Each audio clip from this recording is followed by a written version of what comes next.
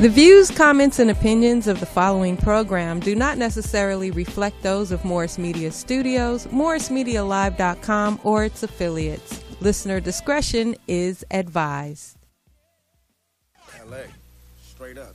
Go out to L.A. The new anthem. California Love Part 2. One time. To live in L.A. West side. West side. West side. To live and die in L.A. where everybody try to fatten they pocket. So many hustle for the cash, so it's hard.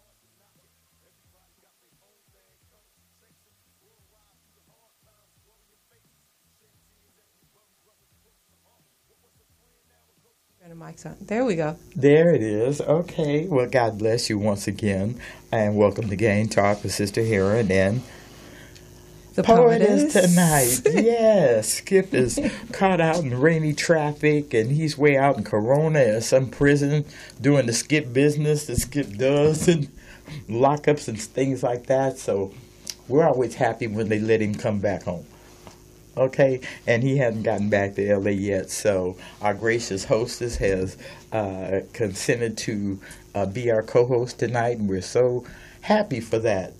Thank you. Happy to see you in front of I'm happy to camera. be here. It's strange sitting on this side of the table. Yeah, well, for serious talk, because I know you guys do jokes and stuff. I'm usually on that side talking. I'm not really in front of the camera a lot. Oh, okay. All right. Well, we're just happy to be here with you, and happy you're sitting in for Skipp tonight. It's such a blessing, and to know that we have background history at the table here, so that's very exciting. So what we always do, we thank our guests from last week, and I also have to thank my friend Wazir Jalil, who came in at the last minute co-host, and just applaud him for the kind of man that he is. He's a background operator in that he's a coordinator. He brings things together that make them happen, so he's not an out in the front kind of guy. So he works hard, and bless his heart,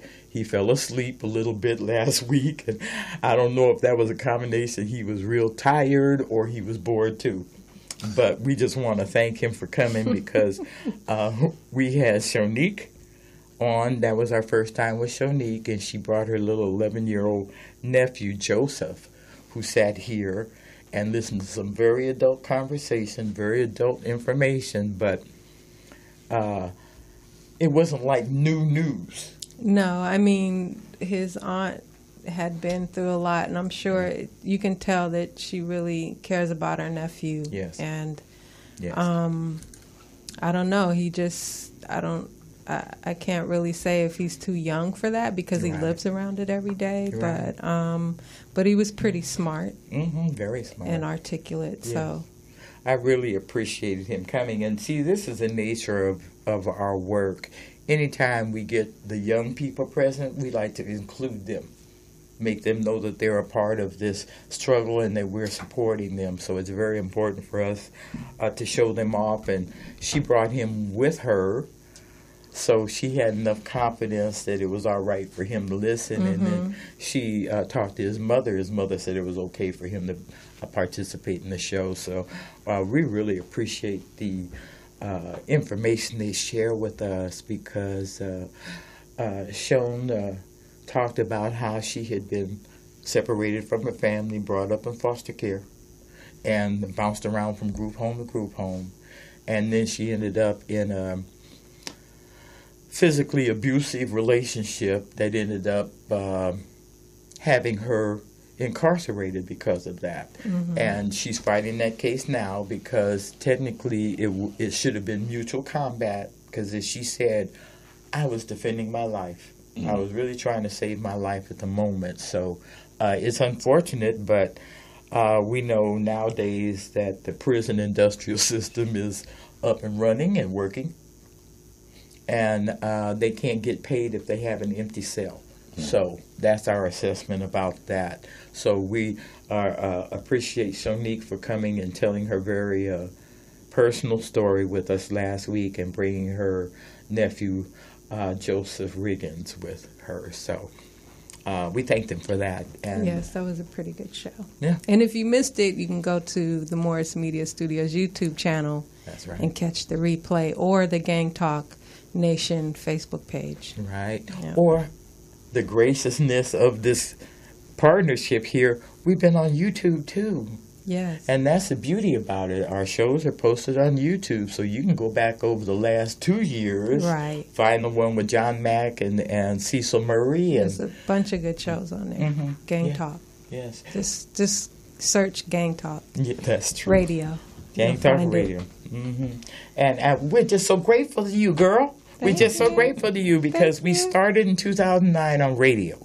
KTYM, a religious network right here in the heart of the community. And then in 2016, they were forced to sell. They were forced to sell. Mm-hmm. And our regret is that we didn't have the churches connected enough to buy that station and keep it for the community. So, unfortunately, they ended up having to sell the network. And we're grateful to you, too, Sister Herron, because you guys were one of our first clients here at the studio. And you've been consistent and loyal, and we appreciate it. Well, you know, the truth is, when that door closed, I thought I was going into retirement. It's like, well, you've been at this a long time. You're getting kind of old. Okay, you know, and I'm just going to give a shout out to Charlotte Austin Jordan, because when her daughter Jamie Finney was killed in 1988, that's what got my attention. And I realized a few months ago that this is technically my 30th year. It's not only my 30th year, but it's her 30th year too. So we're going to always be connected because of that. And her daughter was very close friends with my daughter. So that's what made it personal. Our child came home with that grief at 13 years old. It's like, what's going on? Well, my friend got murdered. It's like, what? So it was a gangland style killing. It was horrific. And I actually know Curtis Woodle, who now works directly with Chief Beck, was one of the responding officers that day. And it was a horror that he's never forgotten. 30 years later, he's never forgotten that. So, and neither have I. So that's one of the reasons why I'm here. That's the reason Gang Talk is here. And we're grateful that God gave us another open door with Morris Media. We thank you for being here. Well, I'm happy to have you. Yes. Well, let's get into our show, because this is I know of this man, but this is my first time with a face-to-face, so I want to allow him a little time to introduce himself and tell us anything about his history he wants to share with us. First of all, thank you for having me. My name is General Jeff, born and raised in South Central Los Angeles. OG General Jeff. Yeah, me and the poets go way back to, I don't know, the 80s, the 90s. Late 80s. Late 80s, West Coast hip-hop pioneers and all of that. And so it's great to come full circle, to be on the front lines of the street battles, politically and just in the activists and all of that. And then we reconnect. We reconnected years ago, but so it's always good to see my sister. And then just, to finally meet Sister Herron, that is just amazing to what I hear about you. What they say, your reputation precedes you. And it's like, likewise. And I had thank you. And I had no idea. It's like, who is she? She's everywhere. And I used to be. It was, and then it was like Skipp. Oh, my boy Skipp. Oh, okay, okay. Skipp is everywhere. Right. And so, as a matter of fact, you gave him props that he was, all up in the pen. You know what I'm saying? He's, touching bases with our lost brothers and sisters. Ready to come home and making sure that he's. Staying connected, and they know they got folks on the outside that care about him and all of that. Is fighting for him, and so, I'm sure brothers, breaking his neck to, try to get through the rain and traffic to try to rush hour traffic to get here. Now, brother, just take it slow. Yeah, please. We got you. Take it slow. We need you. We don't need no. They say we don't know how to drive when it rains here in California. They're right. They're right. But on the way in, I was listening to talk radio, and the traffic guy was like, there's so many. I've only been here 2 hours, and there's been so many spin outs. I can't keep track. Yeah. You know, years ago when I actually had to drive the freeways into my work, and I'm on the 57 and I'm on the 91 coming back from the boonies in the rain, and nothing worse than seeing it pouring down and big rigs fishtailing. And people driving up on that big rig like they're going to jump in front of him. It's like... Don't kill me, please. Right. If you want to die today, if today is the day you decided to die, could you just leave the rest of us out of it? Leave the big rigs out of it. Leave them alone. They're working, you know. So we don't get much rain, but it is true. We don't know how to act when the streets get wet in Los Angeles. So, Skipp, take your time. We're going to be all right. Yeah. And so, being born and raised in South Central Los Angeles, I went to Crenshaw High School. All right. You know, got there right after Darryl Strawberry had left and went pro baseball and did, you know, it was a great era, the 80s, when hip-hop was born and all that. So, I'm out there in them streets, Crenshaw District and all that, you know. And, you know, so all these years later, for the last 11 and a half years, I've been in Skid Row on the front lines there. You know, being a community activist, trying to help our lost, doing everything possible to help our lost brothers and sisters. Right. That, you know, it's like a direct pipeline from South Central to Skid Row. Yes, it is. And now, you know, and that's, you know, part of the reason why I'm honored to be on this show, so that we can put the truth out there. Yeah. You know, a lot of people hear the sound bites that, you know, the politicians and law enforcement and the nonprofits, organizations, the sound bites and the talking points. You know, well, I'm here, but that's not the truth. I'm here, you know, to speak the truth. I've been speaking the truth, you know, and I don't care, you know, my phones is tapped, my emails is tapped. And, mine too. You know, I got snipers on every rooftop. They, you know, the GPS following them, bro, tapping everything. Yeah. All right, but I'm not scared. No. As long as I'm breathing, I'm going to speak the truth, so that it is what it is. You're in good company. Yeah. I've been under surveillance for so long, I just expected. It's like, okay. Indeed. So Indeed. We have to straight talk whether they're listening or not. It doesn't matter because That's right. we have to be about the truth. That's right. And so I look at it like, hey, we just creating jobs. We just creating jobs for others, right? For others, jobs for others. Jobs, right. We're very profitable for other industries. Okay, right. Social services, the court system, the sheriffs, the prisons, the morticians, the hospitals, we're very profitable. The morgues. I mean, it's for everybody except then the ourselves. food, the transportation. There's so many industries, even in homelessness. If for every single homeless person creates over 1,000 jobs, you know. But they don't want to push out those data and those statistics. Let me ask you, Jeff, what got you interested in this homeless advocacy? Were you once homeless yourself, or someone you known, or I mean, because there's a lot of causes out there that you could have fought for, but why? I don't work rappers, no. Or you know, LA has a gang culture, the intervention and all of that. So what made you decide to help the homeless? You know, that's a great question. You know, for me, when I was in the rap game, and I've been, you know, with a couple of different crews and being halfway around the world. And, you know, my whole thing was that, you know, there's a lot of folks in the hood that'll never get to experience like this, you know, champagne and caviar lifestyle, you know, halfway around the world. So I'm like, let me go back to the hood. And I had this personal philosophy that if all the, you know, athletes and entertainers that come out the hood, if they really like stayed connected to the hood, you know, and not just once they come up, get their family and push out to the suburbs. You know, we need role models, the kids, the family. We need to see it, you know, not on TV, you know, and I'm talking about way back before social media. So my whole thing was, you know, let me lead by example, go back to my hood and, you know, try to, you know, let's bring communities together. And so it started off like, okay, let's get some rival, you know, cats from some rival gangs. You know, I'll break bread so that we can eat, drink, and be merry. And then throughout all of the conversation, we can find some common denominators and realize we really got more in common than we don't. Yes. And so let's build there. And so, but through all that, it was like, okay, nobody bring guns. We just gonna eat. We can just like, wait. Them our enemies. What you mean? Don't bring guns? Like, you know, we bringing guns. Oh, this is a setup. We know where you live. We know where your mama live. If any of us get killed, we killing you. We gonna kill your mama. We gonna kill everyone. Whoa. You know, that's not what this is about. That's not what this is about. But you know, that's, you know, and so then out of all that energy, I don't know. One of them youngsters was like, homeboy, I see you got a good heart.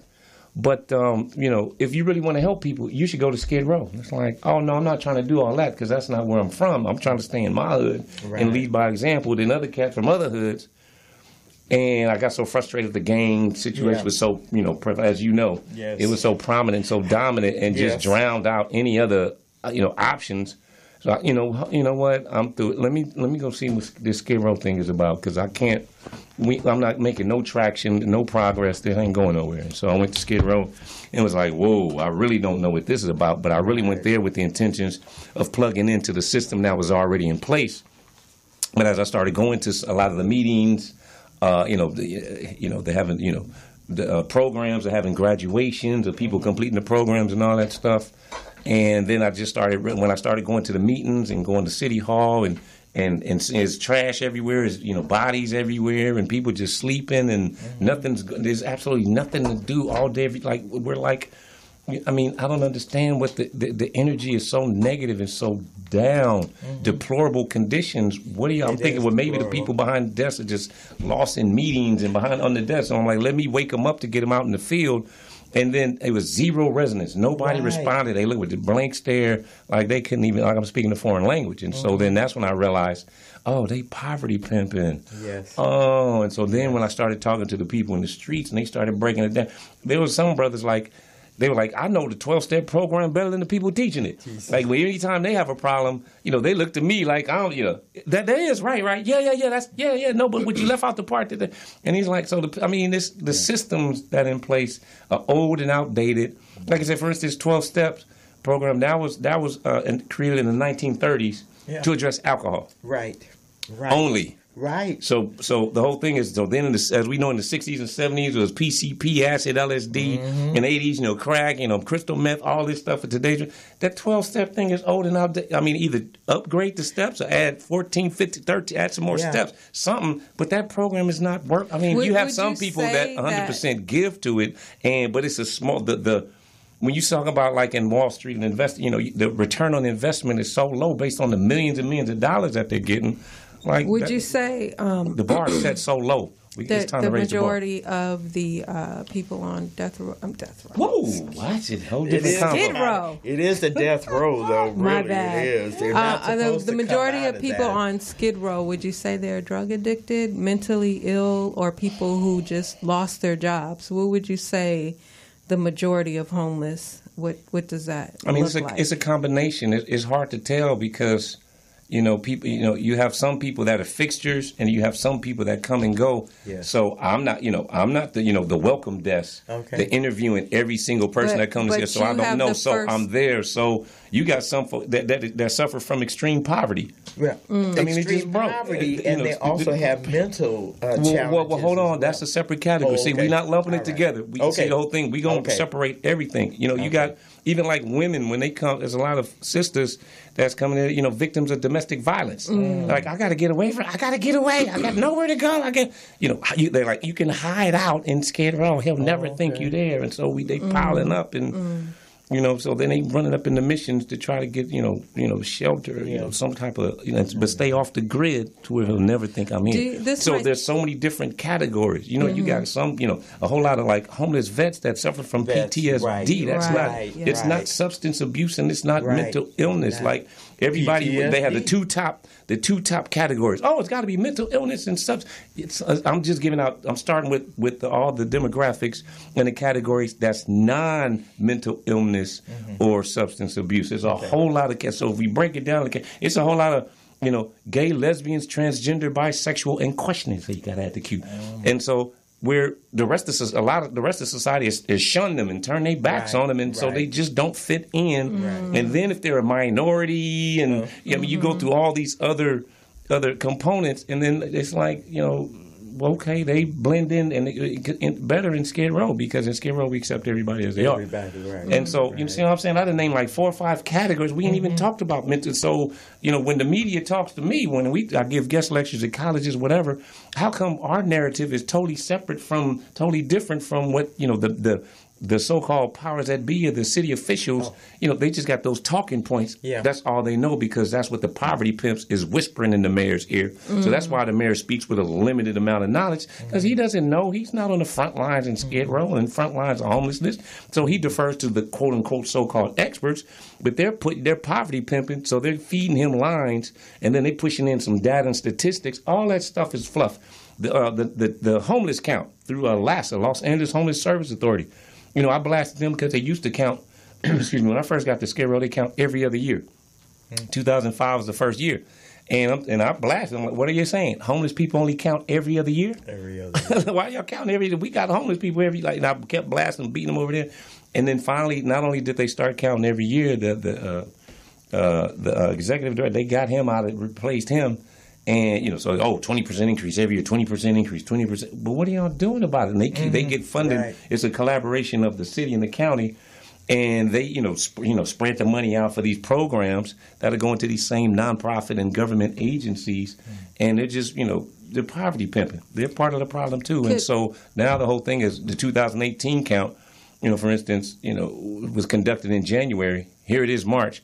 And we're still waiting on the numbers. And they're like, the numbers, at first it used to be if they did the count in January, they wouldn't release the numbers until like October. Oh. And we think, why does it take the people that you're trying to help? What do they base the count on? Do they go and walk down Skid Row and count literally, or do they count the people who sign up for services? How do they actually try to get an accurate count? Well, first, let me say it's not limited to Skid Row. It's the entire Los Angeles County. That's true. It's the entire county. It's 11 million people living, that they say, based on their numbers, inside of Los Angeles County. And so they have volunteers. How many homeless are they saying? The volunteers. So last year's count was just short of 60,000. And county. And so with depending on whose numbers you go by, it's either the 12 to 20% increase for the last 3 years, consecutive years. Wow. And so the whole thing is, there was an article that just came out that said, like, in the last 3 years combined, it's a 75% increase. And so then it's like, okay, what are we doing? Because the process is, and they train the volunteers. In 2007, I went to the orientation, the volunteer orientation, because they have to orient the volunteers on how the system works. So they said, you can walk up to a tent, they give you a clipboard, and if you can hear multiple voices in there, you're not trained to engage with homeless folks. They could be mentally, all this kind of stuff. So you walk up on a tent, just mark one, and keep going to the next. And it's like, even if you hear multiple voices, why would you just only mark? Because the whole thing is, at the end of the day, the numbers that are generated in that count equate to how much funding is going to be allocated for those services in each specific area. So if you underfund the so they count, intentionally want to undercount. Right, and so again, that's because the need is going to be greater than the demand is going to be greater than the supply. And so because the need is great, then that's job security, because more people are going to be flooding into medical clinics. Everybody's not going to be able to get service in that area because they don't have the funding for it. Yeah. But the service providers aren't going to tell we the people that, or our homeless brothers and sisters, that they're just going to, shuck and jive and placate us and buy time and frustrate us, give us referrals, give us the runaround and all this stuff till the next funding cycle comes, and then they'll get more funding, and then they'll try to squeeze people in. It's not about squeezing people in. So there's so many flaws with the homeless count, and we can go on and on and on, but it's like, why don't you overcount so that there's more, that you got the funding for it? And then not to mention the new things with the Measure HHH and Measure H. It's like we the people, the taxpayers, we're going to tax ourselves and create brand new funding pots. And I was totally opposed to both Measure HHH and H, because what about the old funding pots? It's enough money there, the system that's in place, is horrific in terms of actually accomplishing it's something. It's not working. Well, hold on. Okay, because it's working. Just like keep calling them poverty pimps, and I really wanted you to go into, for those listeners that don't know what a poverty pimp is, I wanted you to kind of clarify that. But you've been doing good so far. So I just want to clarify, the system is working because it's purposely intentionally designed to be flawed. It's just like the prison industrial complex. It's designed, the system is designed to keep the jails and prisons full so that they can continue to get, paid. So those you're that saying work the there. So in system the is in place to keep- nonprofit industrial complex is the same exact blueprint as the prison industrial complex. So the poverty pimps in Skid Row are trying to make sure they don't lose any homeless people in Skid Row. Is that putting a pin in it? Well, it's not limited to Skid Row. It's the entire nonprofit sector, the homeless sector. Because a lot of the rules and regulations and the stipulations that come from a lot of that funding, whether it be the grants or government grants or what have you, is authorized and approved out of Washington, D.C. So, the Department of Housing and Urban Development, which now is overseen by Dr. Ben Carson. Carson with the $35,000 dining set, yeah. Conference that table. He blamed his wife. That he blamed his poor little young wife. Fall on the sword for me, baby. Fall on the sword. And she wasn't trying to, Ben. She really wasn't trying to. So you probably should have slept through that question. Yeah, that was. Well, you know what?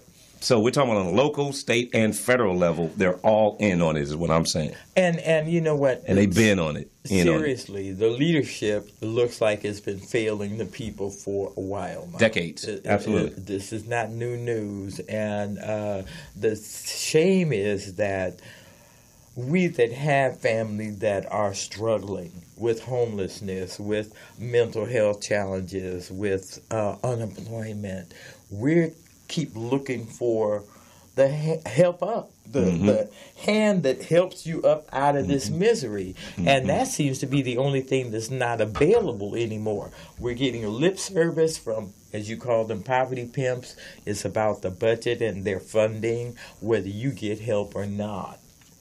That seems to be what we're doing in California. Well, in Los Angeles. Now, let me not speak for the whole rest of the state. But in Los Angeles, I see evidence. But you're hearing more and more about Orange County now. Oh, my God, yes. Anaheim, is it? Santa Ana, the Riverbed. They're having a really big... Let me ask because homelessness is spreading, so a lot of folks. So that conversation started because people are fleeing L.A. County, because that's the next county, to south, and so they're like, maybe there's services here. Let me ask you, what do you feel is like the biggest misconception about homelessness or homeless people? Well, the biggest misconception, because a lot of us, just like we said, they're on drugs and mentally ill. That's the main, I think, one of the main assumptions. But what do you feel, being on the front lines, is like the biggest thing people don't understand about homelessness? The biggest misconception is that from the politicians, law enforcement, the nonprofit sector that are all involved in homelessness, they all blame the people. Like it's 100%. Like everything is laid out, is perfect, designed. Here's the help. All you have to do is such and such. But the people don't want the help, and it's the people's fault. And it's like that's a bald-faced lie. It's the system is designed to fail society. It's designed to fail because, again, if you're on the side that's getting paid, it's job security. In Skid Row specifically. There in a 50-block community, there's a reportedly, LAPD reported this in 2014, that there are 107 nonprofits in Skid Row. So for a 50-block community, that's more than a 2-to-1 ratio of nonprofits per block. I don't even know where all these nonprofits are. I don't see. It's definitely not over 100 storefronts. Yeah. So a lot of these nonprofits, they'll just run a program in a mission or through another nonprofit. So then they get the Skid Row zip code, and then they can actually do grant writing, do all this other stuff, and they break bread with each other, throw awards to each other, pat each other on the back, and photo op and all this kind of stuff. But so then the CEOs and executive directors of the Skid Row nonprofits are all making six-figure salaries, as high as $200,000 and $300,000 a year. So they're driving luxury cars, living in luxury homes, putting their kids through the finest of collegiate institutions, off the funding that's supposed to be for the people that they're stepping over as they walking outside of their mission. Excuse me, chirp, chirp. Excuse me, see you tomorrow, Johnny. Brrr, like what? And so in that regard, the system is alive and well. The system's working exactly how it's supposed to be. But to throw cover, the shield and smokescreen over the poverty pimp aspect, they always blame the people. Oh, see, that guy's laying on the ground when he doesn't even have to be outside. He could be indoors in the mission, and we got all these services and all this help and all this stuff. My whole thing is, while there's a whole bunch of people that don't want to go inside of a mission or want help, they just want to live off the land.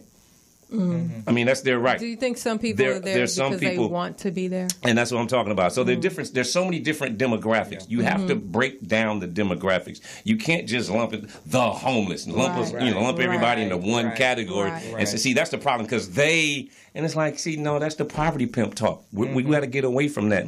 We're allowing them to push these misconceptions out there, and we easily let them get away with it. We got to hold them accountable. Because, again, just like when I mentioned a moment ago, I gave 4 or 5 categories of so many different folks that don't fit into those typical talking point categories, right? And so when we're talking about, the folks that okay, they don't want help. Okay, how many is that? They don't even know. There's no data and statistics on that because they don't want to get specific, just like they don't want to get specific with how many people are truly homeless. They significantly undercount every year. So while they're talking about 60,000, trust and belief, some people argue that it's double. But they don't know how to count. They don't want to count. And then they got volunteers that, we happy to just be running around. We're giving back.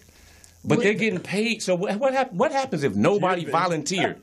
If nobody volunteered, what would happen to the homeless count? Because they say they rely on anything. Y'all got to pay people. They don't even pay the volunteer. They don't pay. We need volunteers in order to get the homeless count. Yeah. But y'all keeping that money because they get money to administer the homeless count every year. If you guys have a question for Jeff, you can call us at 323-293-3375. I also wanted to ask you, what role does the high rent in Los Angeles play in homelessness? Because now the rent is just so ridiculous that you really have to live with a bunch of people to afford to pay rent in one place. So what effect does the high rent have on people? Is that adding on to the homeless problem? Right. It definitely is. And so there are new categories that are being born right before our very eyes. And so, but, the whole thing is, instead of looking at it, everybody, with the micro, let's look at it, let's step back and see the big picture. Right. And so when we see the big picture, it's about real estate. And so, it's breaking down society, it's breaking to the haves and the have-nots. Yes. Yes, either you have it or you don't. It's no middle class, nothing. Either if you can't afford it, you're done. Go on and get up out of here. So if you can't afford LA rent, move to Nebraska. You're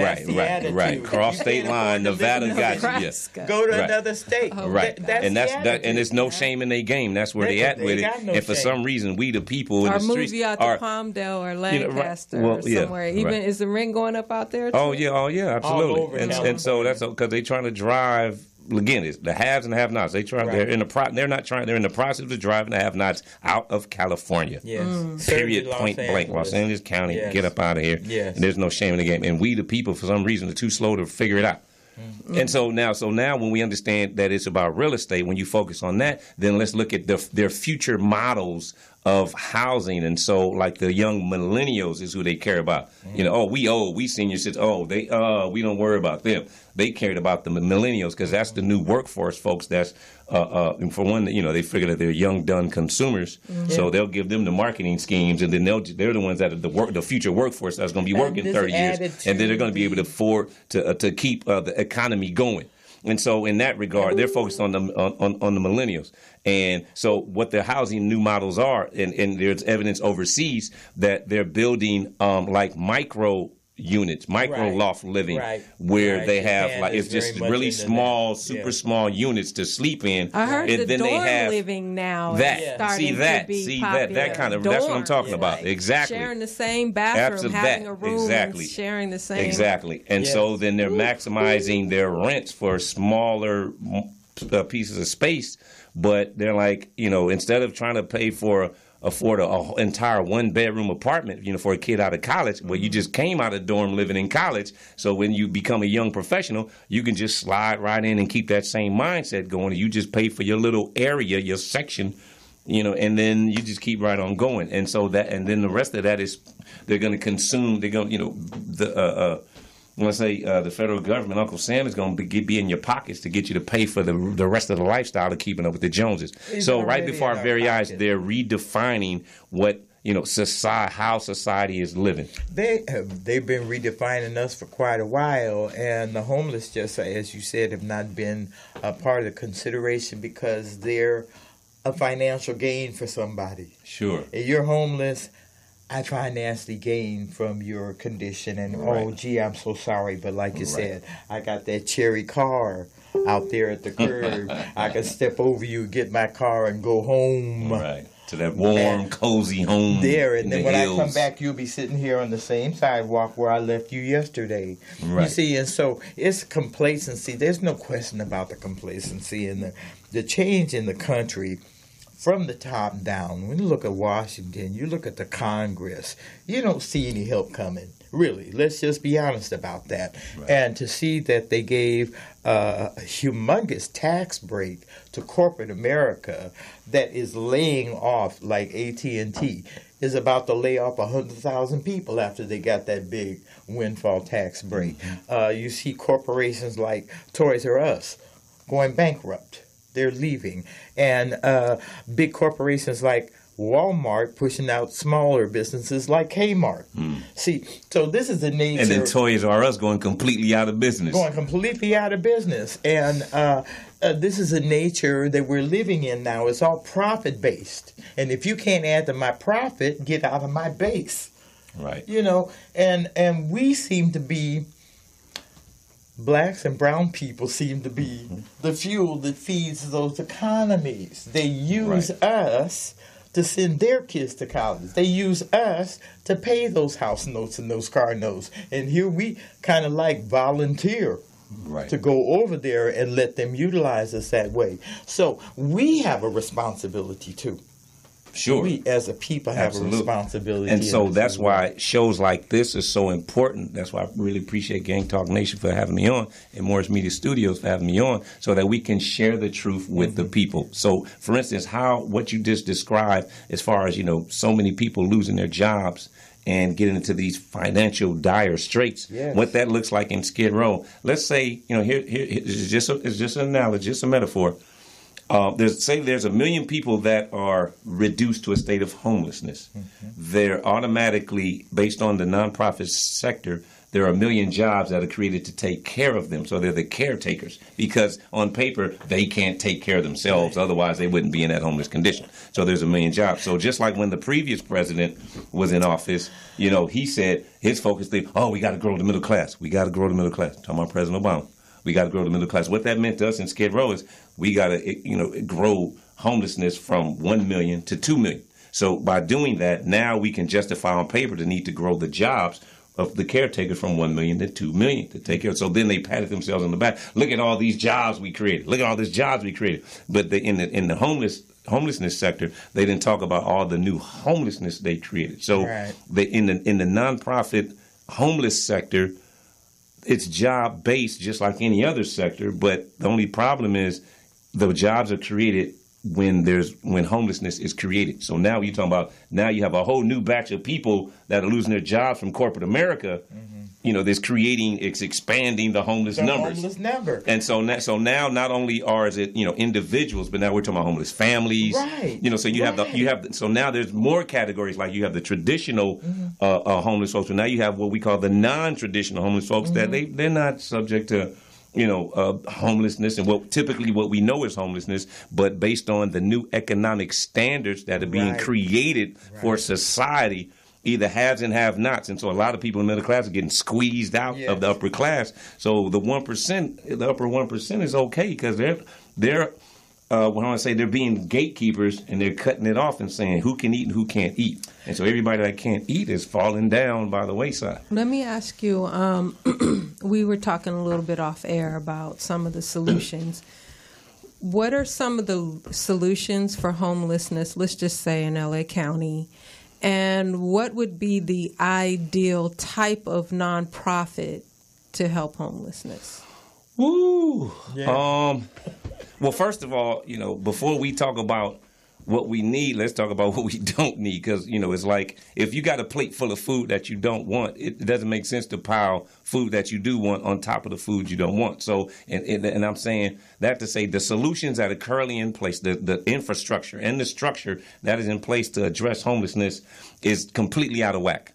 again, like we said, it's poverty pimps just getting paid. They'll help 1, 2, or a few people just for the photo op, just to make it all look good, and then they go right back into Christmas, Thanksgiving, the holiday season. Oh, you see all the cameras, the celebrities, the all feel good stuff. Get the photo ops, the ching ching, and then all of a sudden, as soon as they go right back to poverty pimp through the rest of the year. So, so in order for us to actually, create the new solutions have to be created, the real solutions.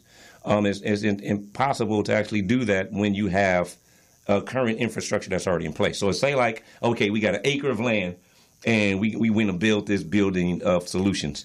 It's impossible to do that when you have a structure already in place. It's old, it's dilapidated, it's crumbling down, even though the landlords, slumlords, are they getting paid? But we, the people, say we want to build something out. And so, not only is the structure itself severely flawed, but the foundation is severely flawed. And so we don't even want to build nothing on that flawed foundation. We just want to just dismantle that whole thing, bulldoze that, get rid of it, bring in even the dirt. Even the dirt is soil. Bring in new soil, new dirt, lay brand new foundation, let that harden and dry appropriately, and then we can build to the sky. And so then we can implement the true solutions. Just like something as simple. What are a few of those true solutions? Yeah, that's obviously when we've already established, the real estate change moments ago, and talking about the haves and have-nots, a lot of people getting pushed down into the level of the have-nots. There's a significant need for more low-income family housing. Okay. There is zero low-income family housing in Skid Row. Okay. So when a lot of people get homeless and you got, you get evicted or you lose your spot and you got kids, let me go to Skid Row and get some. No, they're trying to rehab downtown and turn it into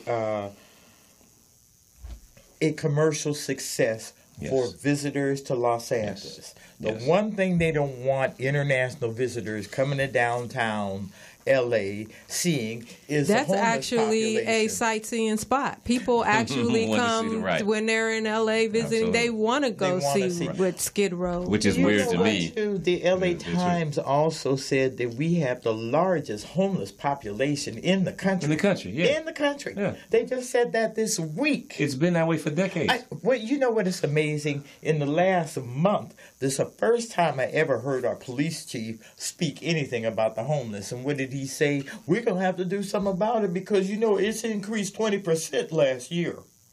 Right. He didn't talk about the year before or the year before that. He just talked about the 20% increase in 2017. Yeah, he can speak on it now on his way out the door. On his way out the door. He didn't want to do nothing when he was there except for throw people in jail. Well, this is one of the things that we were talking about before the airtime, in that the gang violence has gone down. There's been so much extra law enforcement in my neighborhood because of that one issue, and neglect the homeless community, because if they're drug addicted, they ain't no problem.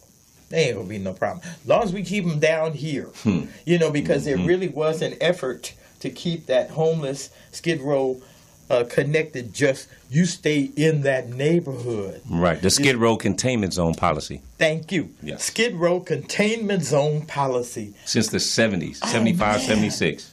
Yeah. I used to see that thing working, and I was just dumbfounded. You keep them contained, but helpless. Right. And in a state of dependency. Dependency. That's the word I'm looking for. Yeah. And that's where the nonprofits come right in, Johnny, on the spot. And the caretakers get the poverty pimps, get the going, because all these people are in need. It's amazing how they can smell the money. They can smell that money and figure out how to get their hands on it. Well, they're creating the smell. I mean, if they're micromanaging everything about life. Trust me, they got some scientists in the laboratories that's doing some things. Okay, well then let's get back to the practical side of this. What do we need to do? What is it that we can do directly that's going to... Exactly what we're doing right now. See, we all need to be on the same wavelength. We need to be on the same channel of understanding. We're not on the same mindset. So just like through these communication tools, we need to spread the word. Because let's say if there's 2 million of our like-minded, of our brothers and sisters in Los Angeles, we're all not on the same wavelength. Everybody running around trying to survive. Everybody trying to, feed their kids, feed their family. Everybody trying to get their own thing or get their hustle. And some people are trying to walk up your back to get to their next level, okay? Right. So, we have all of that in there. And so as long as this societal structure that has been in place, and so let's, since the 60s, it was established that there are literally two Americas, white America and black America. No disrespect to our Latino brothers and sisters, but we're just talking about how America is really structured. And so if you're in white America, part of, staying in white America and to be part of the haves is to, step on the backs of the have-nots or prevent them from, stepping over them, So, and when we have the true understanding of the actual structure of America and our place in America, then we can understand that a lot of the stuff that we doing to just try to survive for ourselves ultimately is hurting all of us as a people. And when we hurt all of us as a people, it's impossible for us to really eat. Man, people don't understand. Even in Wall Street, if we only got a few minutes left, so okay. Let me say this. Answer her question by what could we as everyday people. I'm speaking on that, and so just quickly, when you look at Wall Street, every day trillions of dollars exchanges hands. So when people's trying to make a move for even if it's $5,000-$10,000, that's not nothing on the grand scheme of things in terms of what. So the whole thing is we got to put ourselves in place to get some of that. All you got to do is put yourself in the place to get some of that money. It's so much. Even Black Panther just generate over $1 billion worldwide. It's like, so there's a new door that's opening. Yes, so we have to we have to be on the same wavelength. I don't know how to put it out there. Morris Media Studios needs to be the I don't think we'll ever all be on the same wavelength. I think that's unrealistic. Yeah, not 100%. But for the people who are like-minded, right. Those are the people that should group up or do whatever. Right. But everybody's not going to be like-minded. Sure. I'm in the community and I deal with our people every day. You got and everybody, on my side of the everybody is on a different level, level in their life. Yeah. Like you said, everybody's trying to eat. Yeah. So it's not going to ever be that we're on the same wavelength. True. For as unified, but True. There are enough of us that are of like mind that can possibly make a change. So I just want to know, like, okay, for somebody like, okay, Morris Media, we're happy to get the word out. But when we put those what are those calls to action? No, we do have a voice. So what do we tell people who want to help be a part of the solution of homelessness? So we have the airwaves, but what are those call to actions? What are those steps that we need to take as everyday, ordinary, concerned citizens of Los Angeles? First of all, thank you for correcting me and clarifying, the fact that 100% everybody won't be on the same wavelength. And so let me just clarify. Not everybody will be on the same, but there are those that are like-minded. And of those that are on like-minded on the same wavelength, let me just say that, there's no structure that's in place to actually guide us in terms of a people. So, a lot of people come to Skipp, how can we help? What can we do? And everybody would just jump in, boots on the and just start doing stuff. And it's like, well, hold on. You like if you're a chef, if you never cooked a meal before and you go in the kitchen, cook this food for these people. Well, if you never cooked before, that's the last thing for you to do is to go help out in the kitchen. So if you don't know nothing about homelessness, don't come in and try to jump on the front lines trying to help. You don't know what you do. You need to understand what's going on first. Let me ask you this. And so my whole thing is we're in the process of creating, like a series of videos called Skid Row Orientation. You got to go through orientation first. Okay. I don't care whatever job, whatever organization, whatever industry, they have an orientation first. You're putting yourself in danger. You don't know what goes on in them streets. A lot of people all like up in the way they mean well. They want to help. That's a good idea. And then they're listening to, what the law enforcement said or the mayor said. We don't care about what they're talking about because they're part of the problem. So if you want to listen to us, then you got to listen to us. And also, let me add this in. We need to identify that arena they want to work in. Some people can cook the food, but then other people are better mentors for vets with PTSD. Yes. There are other people that really need to provide service for those that have mental challenges. Yes. Okay, so it's a lot of sectioning that needs to be identified so we can get those people in the right arena, not just send them down there for generic training. Photo op. Right, Yeah. right. Oh, no photo op. Grab a case of water and pass out this water, and it's like, and then you got 100 people passing out water, and there's so much other stuff. It's meaningless. And so just right. And see, so, because look, let's just put a stamp in this. When you show up one day, realize there's 364 more to go. Right. So that one day is not going to change anything. And we have to look at it that way. If we want to pull our homeless people out of that community, we have to identify what their needs are so we can approach it directly to see if we can have any effect at all. Right, just like right now, So, say like we need a website. So if anybody know how to develop websites, okay, it's like there's a whole alphabet full of need in Skid Row. So everybody don't need to pile up on A, B, and C. Right. Spread it out.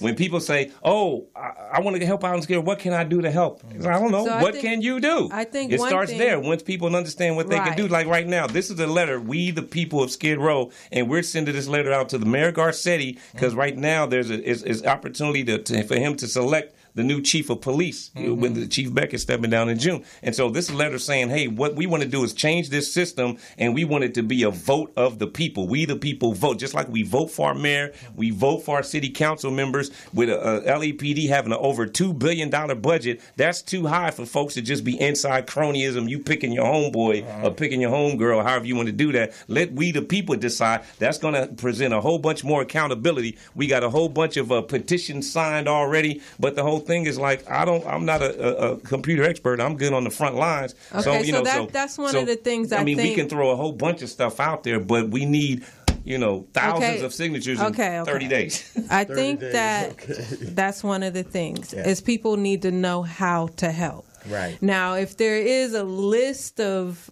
items that people that are experts in that particular lane that can come in and,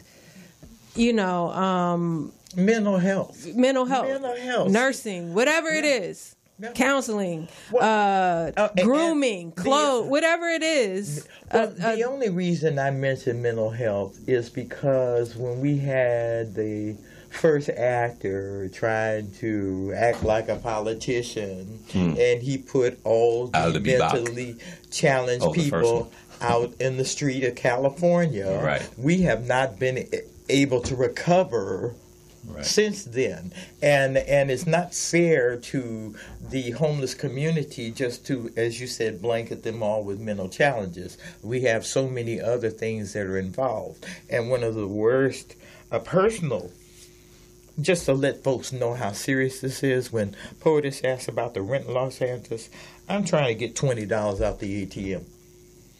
This lady drives up in her car. She's got her teenage daughter with her child no less than 15 years old. They have all their worldly possessions in that car. And she's in the bank parking lot begging for money so she can feed her child. See, because apparently from the look of it, she's lost her job. Now she can't pay the rent.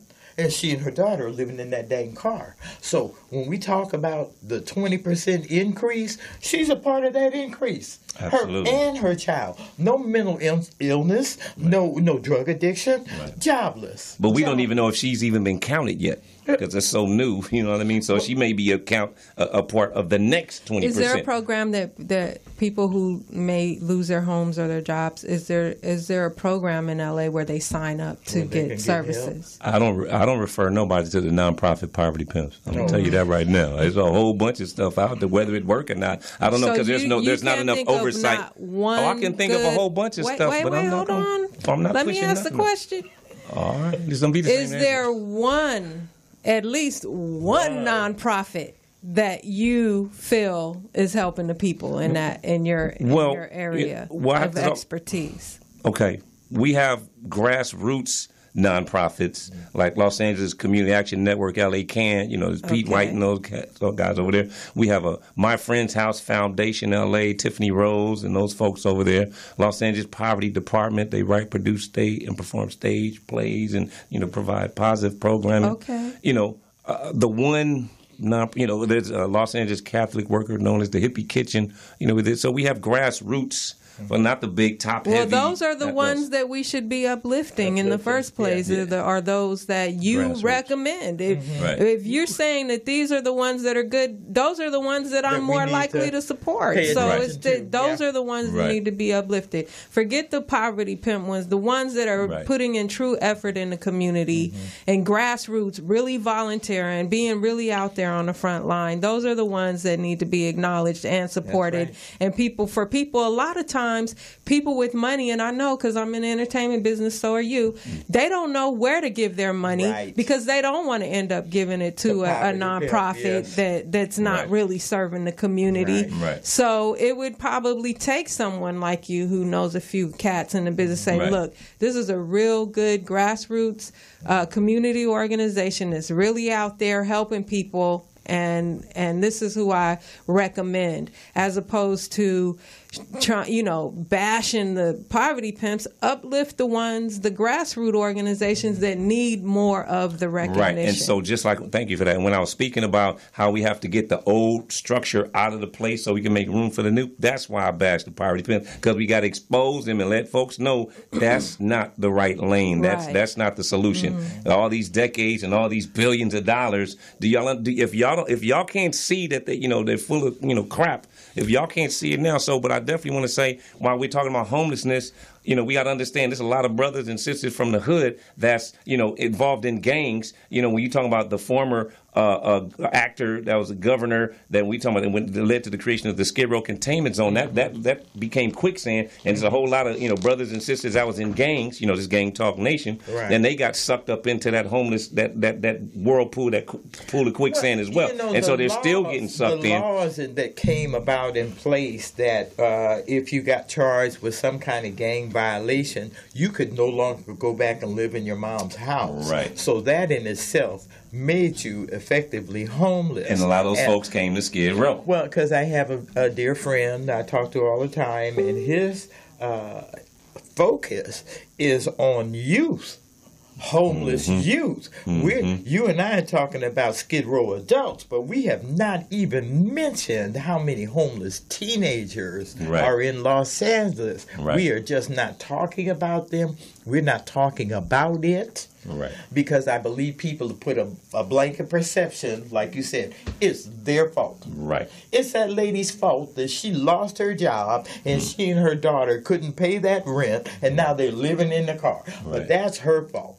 And then also couch surfing. Now that after 2 years, we finally they added couch surfing as a legitimately category in homelessness as well. Couch surfing. You bounce from this person's spot, staying with this person, that person. Aren't you technically homeless? Yeah, absolutely. If you can't pay that landlord's rent, you have just become homeless. Part of that population, and in Los Angeles, for it to grow 20%, I blame that on how expensive it is to live in this city and how low the minimum wage is by comparison. So let's not play these games with the people that are down here at the bottom struggling. You're throwing orange juice on them and they're starving to death. It's just a big joke. And also, too, just quickly, there's another category where the real estate developers are moving the foster care homes out of residential communities because they're saying those are businesses. They're not, those houses are not zoned for business. They're zoned for residences. And so because it's a business, they're trying to get those out because they see, especially in our community, a lot of black and brown people are making a lot of money providing that service and that need to our communities. And what's the harm in that? We're right here in our own community providing housing, but somehow because it's a business and we're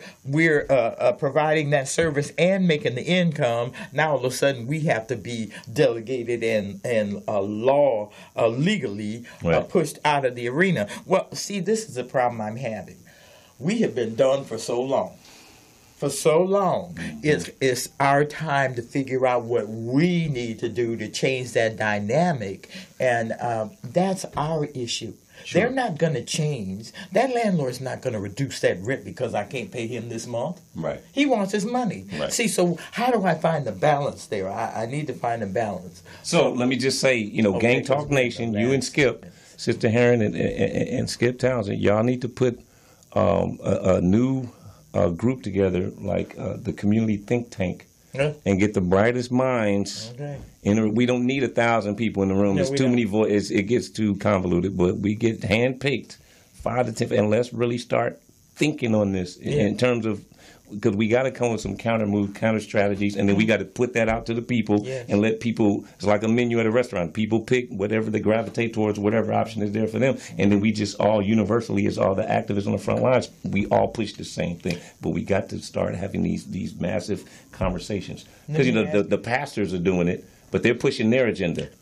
And the agenda is not for the people. And I'm not going to. But I'm saying from the gang, they're not doing enough. So from the gang interventionists, if the folks, another nonprofit that's important is Second Call. You got. I mean, it's so important that we can't just look at homelessness and think Skid Row only. There's a lot of grassroots organizations that's out there that's putting in a lot of good work, and so I don't know where people can find that. We need another website with all this dedicated information.